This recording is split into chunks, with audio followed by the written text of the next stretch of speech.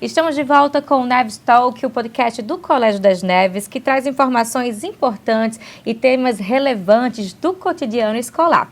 E agora nós vamos mergulhar justamente nesse cotidiano, né? E saber como a metacognição é trabalhada em sala de aula, nos projetos e nos atendimentos educacionais. E que impacto isso tem na formação dos nossos estudantes. E para isso a gente tem mais uma convidada super especial, que é a Maria Cecília Cunha, estudante do 5º ano, né? Ela já vem sendo trabalhada aqui no colégio, inserida nesse projeto da metacognição, e a gente trouxe ela aqui também aos estúdios da TV Neves para dar o seu depoimento, falar um pouquinho sobre como ela vem passando e vivenciando esse processo. Seja bem-vinda, viu, Maria Cecília? Obrigada. É uma alegria estar com você aqui. Mas antes de chegar em Maria Cecília, vamos conversar um pouquinho, que aí depois Maria Cecília vai dar a opinião dela. Professor Olavo, como essa habilidade aparece na prática mesmo em sala de aula, para que os pais que estão nos assistindo neste momento, eles possam entender. Como é que acontece na prática? Do início ao fim da aula, nós conseguimos colocar alguns elementos que potencializam essa utilização. Então, de maneira bem concreta. No início da aula, para trazer um pouco mais de previsibilidade, você coloca a rotina.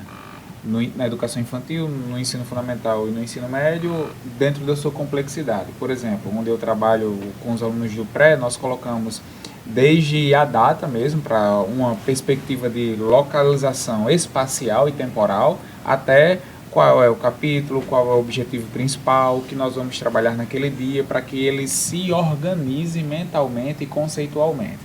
Só que é um momento breve este, tendo em vista que muitas são as informações que serão trabalhadas nos 50 minutos de aula. Depois, nós geralmente trabalhamos com perguntas problematizadoras.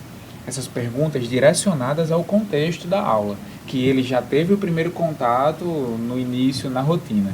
Essas perguntas, a intenção é que não que eles venham trazer respostas para poder, dentro de uma perspectiva, ter uma nota, não. É para iniciar o debate, o diálogo, para mobilizar conhecimentos prévios dos próprios alunos. Partindo disso, a aula segue. E, se necessário for, nós vamos inserindo outras perguntas a níveis de complexidade diferente. Porém, em determinado momento, nós geralmente colocamos um instrumento de resolução de problemas para que eles pensem em propostas de intervenção. Isso já coloca também em um outro patamar de reflexão, porque nisso eu já não venho mais para apresentar um conceito, para apresentar uma aplicação. Vai partir dele, daquilo que ele se apropriou e trazer soluções para esse contexto. Ao término, depois de tudo tendo andado no decorrer da aula, nós geralmente puxamos para a reflexão daquilo que aconteceu.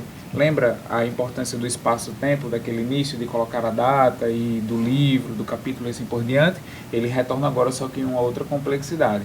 Por exemplo, geralmente nos slides ou então mesmo no quadro nós colocamos assim: o que eu aprendi hoje, o que eu gostei de fazer, qual foi o conceito principal, quais aplicações para este conceito. E isso não é que o professor ele vá receber de volta, é para o próprio aluno refletir sobre. Em um outro momento nós verificamos, mas isso contribui para que ele também organize ou sistematize aquilo que ele acabou de aprender. Isso traz uma maior aderência conceitual, ou seja, ele demora mais tempo com aquele conhecimento em mente. Não é só decorar, é se apropriar de fato. E não é só um conceito, não é só uma perspectiva conceitual, ela também é procedimental, ela também é atitudinal. Por exemplo, um estudante que não está num dia bom, ou mesmo ele passou por problemas emocionais recentes, em um momento como esse, ele consegue, de certa forma, trabalhar de uma maneira onde ele respeita os seus próprios limites e onde ele pode refletir futuramente sobre aquilo que aconteceu em sala de aula. Não necessariamente ele perdeu a aula porque não estava bem, não. Ele pegou o conceito principal e ele trabalhou em um outro momento, já que ele tem a habilidade de autorregulação, da maneira profunda ou da maneira que ele melhor teve um proveito. Incrível, estou maravilhada com todos esses conceitos e como, de fato, isso vem ajudando nesse processo do aprendizado das crianças, dos jovens. Olavo, você poderia contar um exemplo de como os estudantes reagem ou evoluem quando começam a entender esse próprio processo de aprendizagem, né? Porque eu estou achando aqui incrível, mas eu imagino que os meninos, quando eles começam a estudar, começam a fazer essas anotações, eles reagem de alguma forma, né? Como é que eles reagem? O início de tudo é muito interessante, porque sempre vem a mesma resposta, porque a pergunta, normalmente, que eu aplico é o seguinte: o que eu aprendi hoje? Aí sempre tem um ou outro que coloca: o que você ensinou?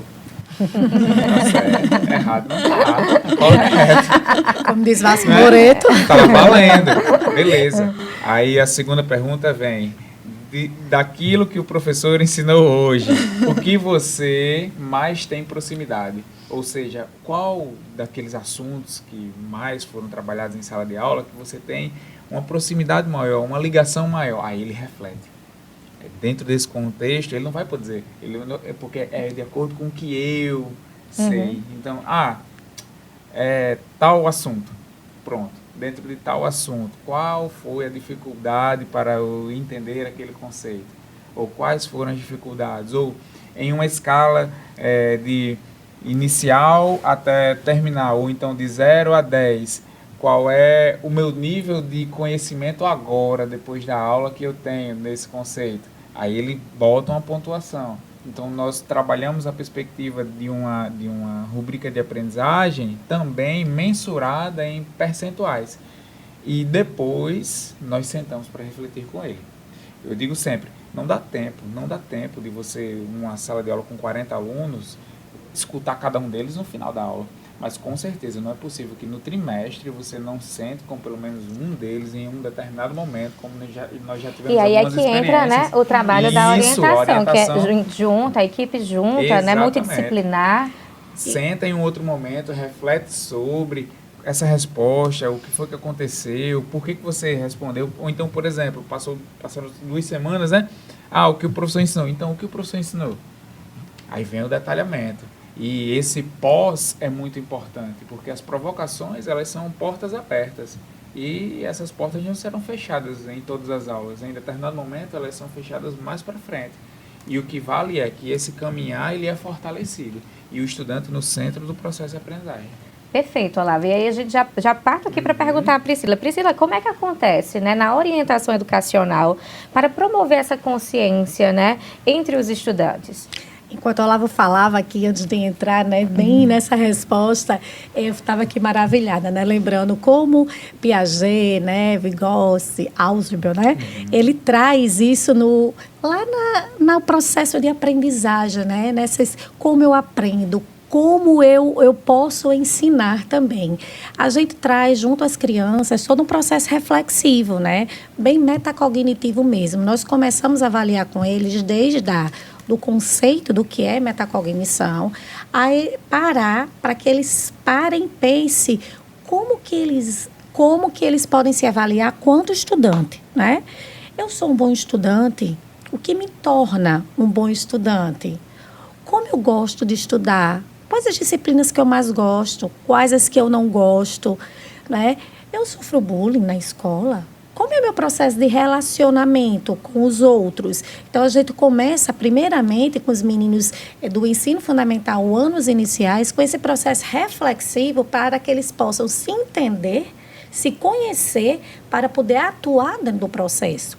Porque eu só vou conseguir atuar dentro do processo, metacognitivamente falando, quando eu tenho propriedade daquilo que eu estou trabalhando. Então, a partir desse momento, a gente passa com eles a analisar quais as metas deles naquele momento. Eles vieram para a escola, para quê? Que metas? E vamos refletir nessa rotina de estudo, porque o Colégio das Neves, nós estamos trabalhando dentro de um projeto de cultura de estudos. Então, para a gente atingir uma cultura de estudos, para a gente atingir excelência, total nos resultados, nós precisamos começar pelo processo interno de cada criança metacognitivo.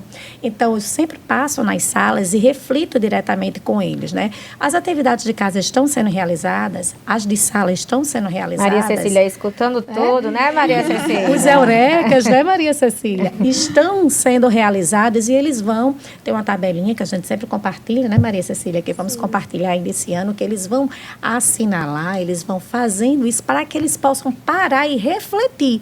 Olha, os meus resultados não estão bons. Por quê? O que faltou? Como que eu posso traçar novos caminhos? Como que eu vou readministrar essa rota? A Cecília pode até falar um pouco depois sobre o projeto Sem Sair Um Só Dia da Trilha, né? Que é um projeto dentro do Colégio das Neves do Serviço de Orientação, que ele traz justamente isso. Que trilha é essa que eu quero construir? Né? Quais os pontos eu como estudante? E aí ele vai criando esse processo reflexivo para aí ele mesmo se autoavaliando diariamente e começar a fazer dessa habilidade uma competência para que se tenha excelentes resultados. Perfeito, Priscila. Cecília, eu chego já em você. Vai aí, escutando o que eles estão falando, pensando no que você já aprendeu. Inspiração, né? Perfeito. Vou fazer uma pergunta para a Nádia já. Vou perguntar para você, tá certo? Nádia, e que papel a escuta e o acolhimento psicológico tem nesse processo de ajudar o estudante a se enxergar? Refletindo aqui sobre as palavras que vocês estão trazendo nesse podcast, eu estava aqui também refletindo, né, na minha época de estudante, nesse processo de amadurecimento, o quanto, assim, a gente às vezes ainda passa um período muito latente, né, sem esse autoconhecimento, sem essa consciência, e o quanto esses conceitos trazidos cada vez mais cedo, né, para esses estudantes, né, vem aprimorando esse processo. Então, Nádia, já é possível, de fato, enxergar isso nas crianças da atualidade, das crianças do século XXI, de 2020 para cá? São crianças que, de fato, elas já estão, né, mais antenadas com esses conceitos, com essas formas de pensar e de agir?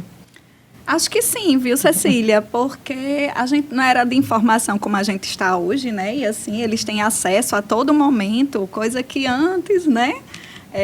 A gente não tinha. Então, realmente, eles já têm esse acesso. E quando a gente vai conversar aqui na escola com eles, né? A rede de apoio também, a família também já tem bem mais informações para poder estar também, né, intervindo nesse processo. E a gente, enquanto escola, como a gente trabalha muito afinco realmente nesse processo, quando a gente vai trazendo as informações, eles já vão também se pontuando, já vão se observando, se conscientizando e já trazendo para a gente algumas informações mesmo que ele já vinha antes, né? Esse processo do acolhimento, né, da escuta, do acolhimento que a gente faz muito, né, enquanto psicologia, orientação, os próprios professores também, toda a equipe escolar, né, uma escuta ativa e um acolhimento empático, ele facilita muito o trabalho junto com os nossos estudantes, né? Precisa ter uma conexão da equipe escolar com estudantes. Priscila falou aí Vygotsky e tantos outros teóricos, né? Mas Vygotsky já falava, né, da questão do afeto, do trabalho, né, da conexão que precisa do afeto para poder essa cognição chegar, essa aprendizagem chegar. Tudo que é mais próximo, a conexão mais próxima, né, envolvido com o afeto, tenho certeza, né, Cecília, que você, os professores que estão mais próximos de vocês enquanto alunos, né, você consegue um desempenho melhor, porque tem a questão da participação mesmo nas aulas, de retirar as dúvidas, se sente mais próximo. Enquanto equipe, enquanto psicologia, enquanto orientação educacional, a gente tenta realmente estar muito próximo dos nossos estudantes para que a gente possa realmente favorecer, né, que eles nos procurem sempre para poder retirar as dúvidas. O serviço de psicologia e orientação educacional, a gente trabalha muito nessa linha de estar muito próximo realmente das nossas crianças, né? Os professores eu sei que já estão, porque já estão em sala de aula, já convivem muito. Mas a nossa passagem, tanto em sala, como as chamadas individuais, as rodas de conversa, os grupos de intervenções, a gente está diariamente favorecendo para que eles possam realmente estar nessa conexão conosco, para que nos procure. Eles estão em formação. Então, há necessidade realmente de uma orientação muito próxima. E se a gente acolhe, se realmente tem esse acolhimento, é um acolhimento empático, porque não é só acolher pelo acolher, né? Dizer, vem aqui, vamos conversar, mas a escuta ativa também, você ter aquele tempo de olhar para aquele estudante e dizer, eu estou aqui para você, eu quero lhe ouvir. Quero estar junto com você, porque se você precisa que traçar novas metas, novas rotas, estou aqui para lhe ajudar. A metacognição, ela não acontece da noite para o dia se não tiver sistematizada. Então, assim, nós profissionais que aqui trabalhamos, nós temos todo um cronograma de passagem com as crianças para que isso possa ser sistematizado, para que isso possa ser treinado, para que isso possa ser, de fato, ensinado para ser aprendido.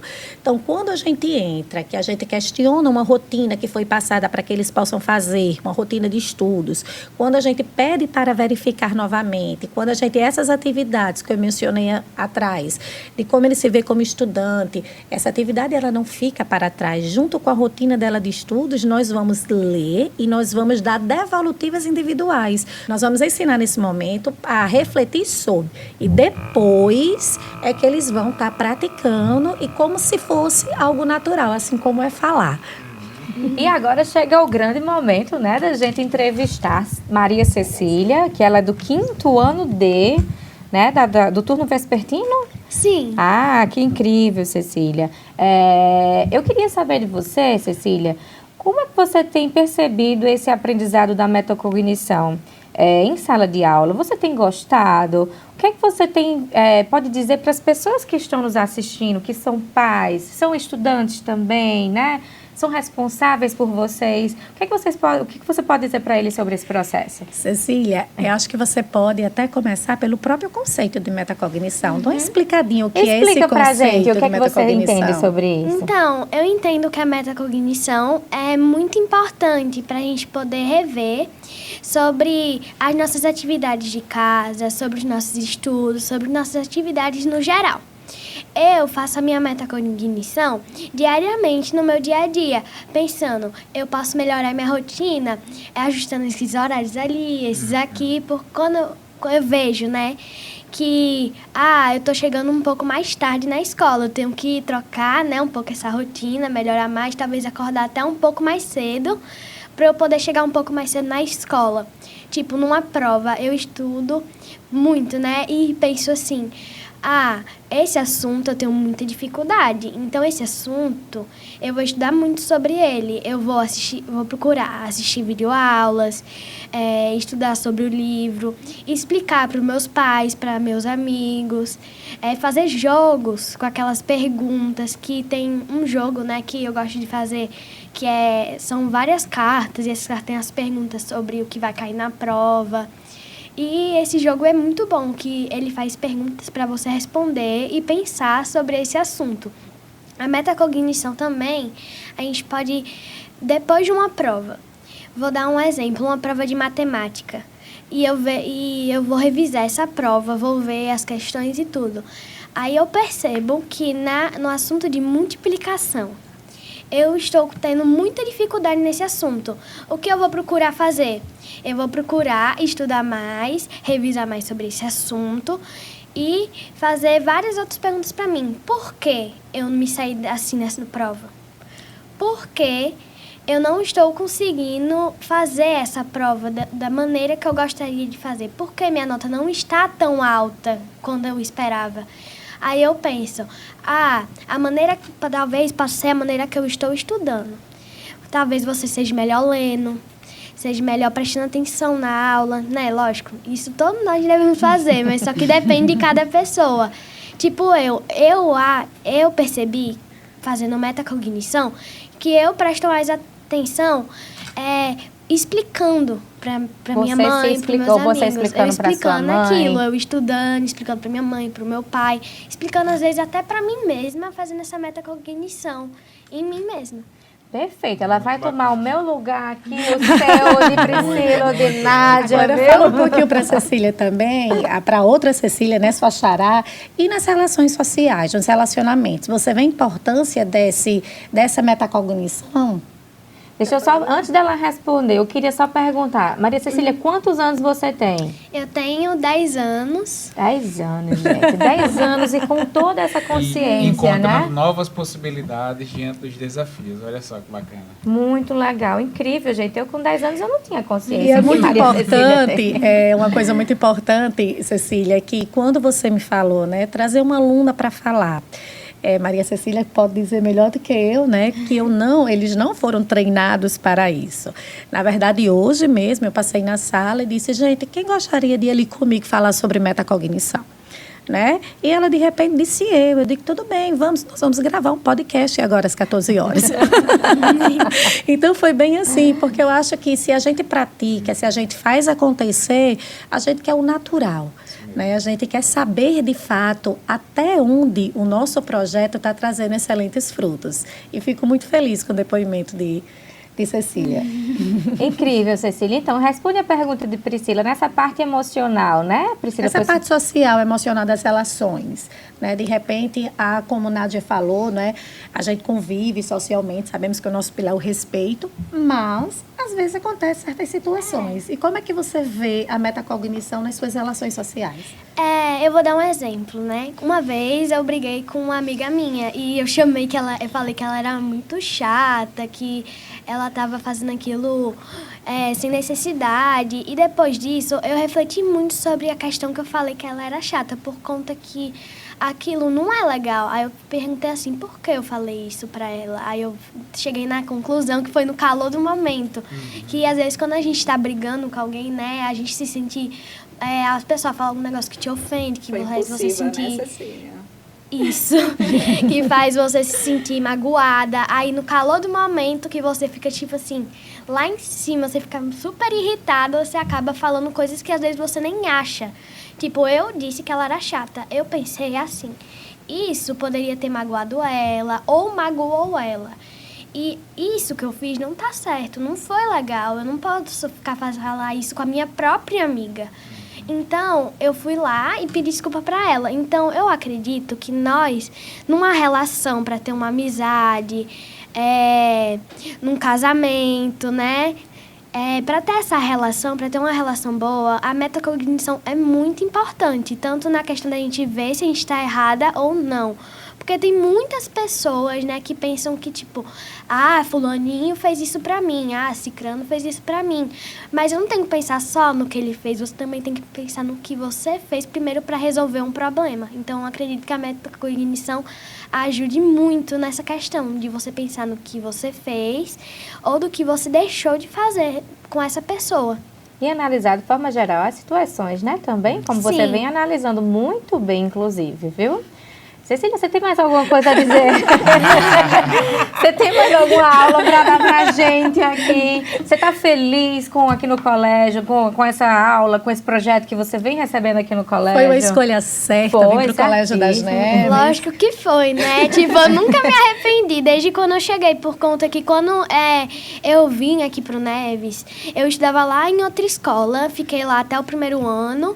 E quando eu ia ir pro segundo, eu e minha mãe, a gente pensou assim, a gente quer uma escola que acolha, que trabalha com a metacognição, que nos ensine muito a como tratar as pessoas, sobre você pensar sobre as suas ações, sobre si mesmo, também sobre o próximo, que como Jesus fala, né, amai o próximo, né? Tem que amar as outras pessoas, e eu queria muito uma escola que trabalhasse isso, não só a educação de ensinos, tipo geografia, matemática, português, mas sim também a educação de como tratar as pessoas e tanto a si mesmo. Então, a gente viu que essa escola era muito boa, tanto que a primeira impressão que eu tive daqui foi que é uma escola muito acolhedora e que vale muito a pena colocar. E vocês, pai, que estão aí em casa, eu aconselho vocês a vir aqui pro Neves para vocês conhecerem essa escola que é maravilhosa. Gente, incrível, eu amei. Eu vou trazer ela para o repórter setor por de um comunicação dia, né? e marketing. Vai ser mais do que repórter por um dia. Ela vai apresentar o que aconteceu no Neves, ela vai fazer acontecer aqui no colégio, Com viu? certeza. Perfeita. Esses são os frutos da metacognição. metacognição. Verdade, com certeza. Cecília, muitíssimo obrigada pela sua participação. A gente vai encerrar agora o segundo bloco do podcast, mas foi incrível. Eu amei trazer você aqui para o estúdio, escutar o que você falou. Acho que todo mundo aqui gostou e eu acho que quem está em casa, tanto assistindo como escutando a gente também, vai adorar essa experiência com você aqui no podcast Neves Talk. Muito obrigada, viu, querida? Eu que agradeço, né? Foi uma oportunidade muito legal de vir até aqui, né? E contar um pouco sobre o que eu acho sobre a metacognição. Esse é incrível. Esse é o reflexo de um trabalho intencional e que transforma, né? Saber reconhecer estratégias que funcionam e adaptar o que não funcionou é um superpoder. E começa com pequenos passos como esse aqui, como Maria Cecília. Então, no Neves, formar talentos para a vida também é ensinar aos nossos estudantes a se tornarem protagonistas do próprio caminho. E isso passa, com certeza, por conhecer e confiar nos próprios processos de aprendizagem, como Maria Cecília também falou aqui. Então, a gente encerra esse segundo bloco e temos ainda um terceiro que é muito importante que os pais escutem esse terceiro, que a gente vai falar principalmente dessa parceria de escola e família. Então, não sai daí, a gente volta já.